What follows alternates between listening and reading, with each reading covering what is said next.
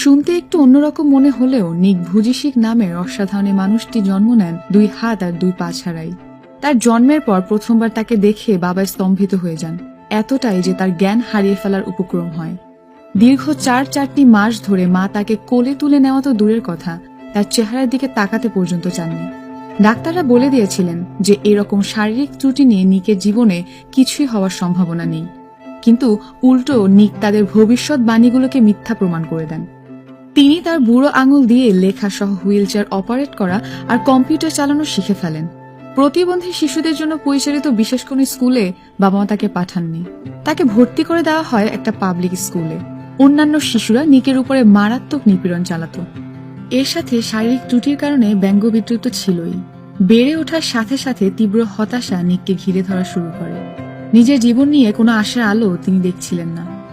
10 বছর বয়সে নিক একবার বাড়ির বাথটাবে ডুবে থেকে আত্মহত্যার চেষ্টা করেন।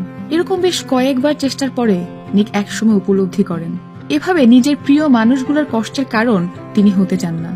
একসময় নিজের এই শারীরিক প্রতিবন্ধকতার বিষয়টি নিক মেনে নিলেন। এরই সাথে তার সংগ্রাম শুরু হলো, এই প্রতিবন্ধকতাকে ইতিবাচকভাবে নেওয়ার সংগ্রাম। 17 বছর বয়সে নিকের জীবনে চিন্তাধারায় আমূল পরিবর্তন আসে। এই পরিবর্তন এনে দেয় তার হাই স্কুলের সামান্য একজন পরিচ্ছন্নতা কর্মীর অসামান্য কিছু কথা। সেই পরিচ্ছন্নতা কর্মী তাকে উৎসাহ দিয়ে বলেন, নিক, তুমি একদিন অসাধারণ একজন বক্তা হবে। নিকের চেহারায় তিনি অদ্ভুত কিছু একটা দেখেছিলেন, কিন্তু সেটা কি তিনি তখনই বুঝতে পারেননি। তাই তিনি নিককে উৎসাহ দেন তার জীবনের গল্প অন্যদের বলার জন্য। তার কথায় নিক নিজের ভিতরেও এক ধরনের আত্মবিশ্বাস অনুভব করেন। সত্যি সত্যি নিক একদিন অডিটোরিয়ামের মঞ্চে উঠে তার গল্প বলেন। সেদিন নিকের গল্প শোনার জন্য উপস্থিত হয় মাত্র 6 জন ছাত্রছাত্রী। এটাই ছিল নিকের জীবনে দেওয়া প্রথম বক্তৃতা। নিক উপলব্ধি করেন যে জীবনের এই কঠিন সংগ্রামে তিনি আর একা নন। তারই মতো অসংখ্য মানুষ জীবন সংগ্রামে হাল ছেড়ে দিয়ে অন্ধকারে হতাশার জগতে হারিয়ে যাচ্ছে। সেদিনই তিনি সিদ্ধান্ত নিলেন অন্য মানুষদের আলোর পথ দেখানোর জন্য জীবনের প্রকৃত অর্থ শেখানোর কাজে তিনি আজীবন কাজ করে যাবেন। তিনি হয়ে উঠবেন মানুষের সামনে মানুষের জীবনের কথা বলার একটি মাধ্যম, একজন বক্তা। এরপরে তিনি তার প্রথম অলাভজনক সংগঠন গড়ে তোলেন। এটার নাম ছিল লাইফ উইদাউট লিম্বস। এই প্ল্যাটফর্মের মাধ্যমে তিনি নিজের জীবনের অসহনীয় অভিজ্ঞতাগুলো মানুষের সামনে তুলে ধরেন। শারীরিক ও মানসিক উৎপীড়ন বা বুলিং এর বিপক্ষেও সোচ্চার হয়ে ওঠেন। তখন থেকে আজ পর্যন্ত নিক 60টিরও বেশি দেশ ঘুরেছেন। পৃথিবী জুড়ে লাখ লাখ মানসিকভাবে ভেঙে পড়া হৃদয়ের মানুষগুলোকে ধার দিয়েছেন নিজের ইচ্ছা শক্তি, নিজের আত্মপ্রত্যয়ের সবটুকু। তিনি 3000-এর উপরে বক্তৃতা দিয়েছেন। ধর্ম বর্ণ নির্বিশেষে সমাজের প্রতিটি স্তরের মানুষের সাথে কথা বলেছেন। বর্তমানে পৃথিবীতে সবচেয়ে জনপ্রিয় বক্তাদের মধ্যে নিক ভুজিসিক একটি উজ্জ্বল নাম।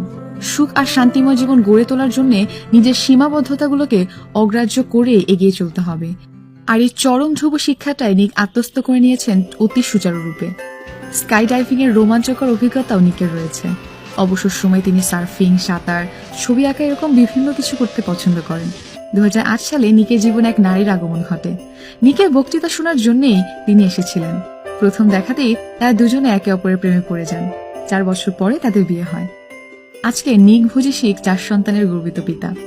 তার লেখা প্রথম বইটি 30টিরও বেশি ভাষায় অনুদিত হয়েছে। বইটি বিশ্বব্যাপী বেস্ট সেলারও হয়েছিল।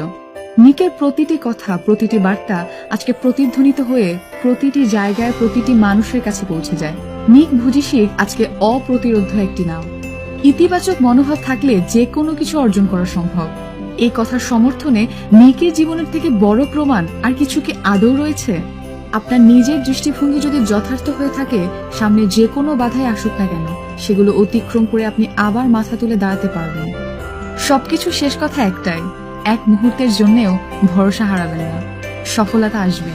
Don't be afraid of work, don't be afraid to try, don't be afraid to network, and don't be shy. Go out and try, and you never know who you may inspire along the way.